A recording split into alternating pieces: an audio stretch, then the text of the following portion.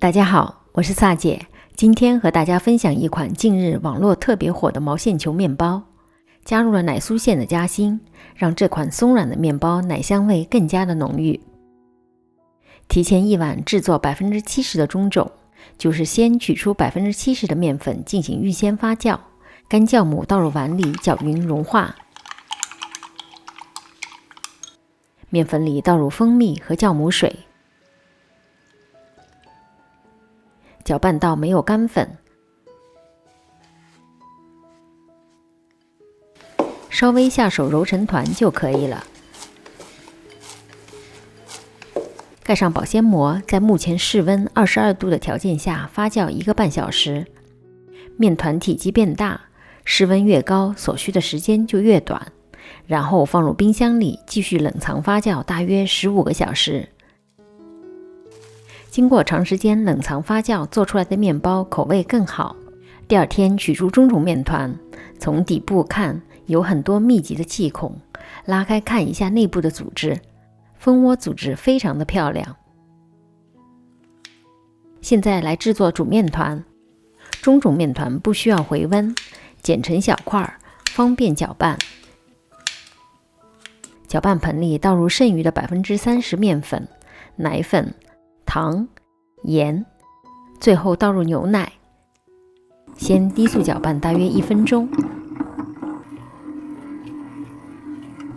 看看面粉成团的情况，捏一下面团的软硬程度，因为不同地方不同品牌的面粉吸水性都不一样，这个阶段可以加入额外的牛奶或者面粉来调整面团的干湿情况。继续低速搅拌1分钟，然后调成中速。由于中种面团预先发酵了，已经形成了一定的面筋，大大缩短了揉面的时间，整个过程大约5到6分钟。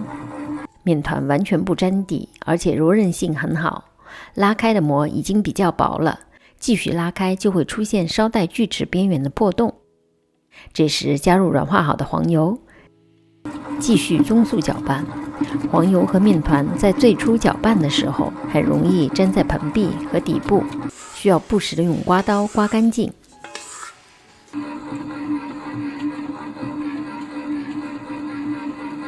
揉了5分钟左右，面团这么拉长也不容易断。取一小块做个手套膜测试，薄薄的手套膜可以看到手指，捅破的话，洞的边缘也都是非常光滑的。碗里喷一点油防粘，盖上保鲜膜，在温暖的环境下进行第一次的发酵，发到2倍大。我们来做个奶酥馅。黄油放在室温下软化，用手指一按就有个坑，搅拌到完完全全的软化，加入过了筛的糖粉，继续搅拌，直到糖粉和黄油完全混合。分2次倒入蛋液，刚开始出现水油分离的现象，只要不断的搅拌，情况就会慢慢的改变。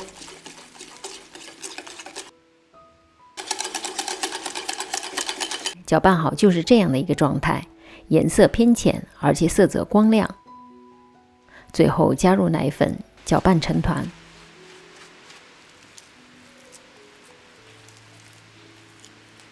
发酵好的面团最大的特点就是看起来轻飘飘的，中间戳一个洞也不会回缩，而且洞口会慢慢的闭合，底部也有明显的气孔组织。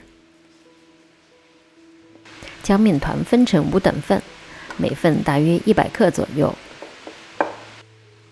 通过折叠和滚圆进行面团的排气，表面变得光滑了，盖上松弛15分钟。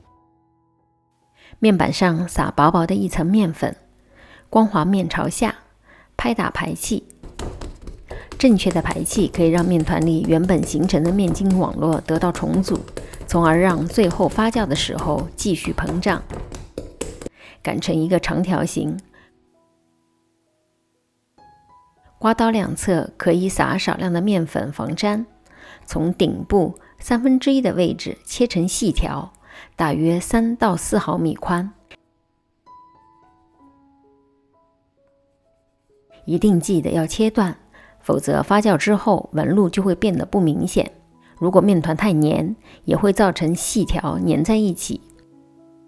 顶部1/3的地方铺上一层奶酥，由上至下的卷起，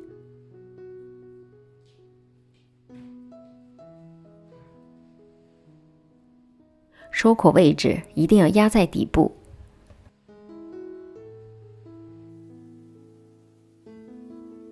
今天我用的是一个8寸的模具，底部垫上烘焙纸，方便脱模。